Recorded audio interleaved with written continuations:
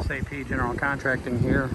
We put in these palmettos last week, maybe 2 weeks ago, and then the client said they were looking a little dry. She has no irrigation on this side.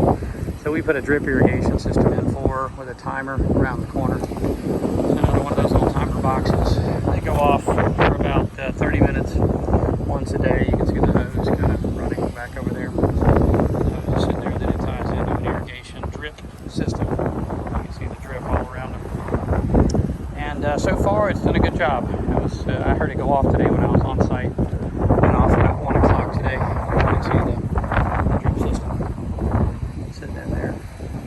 And that'll get these palmettos a little bit of water every day. They don't need much water, but they need a little bit of water just to keep from browning out if you don't get the water on them. That's ASAP General Contracting, 904-346-1266, 904-346-1266. The palmettos that we put in is a divider between two homeowners. So, thank you for looking at the video.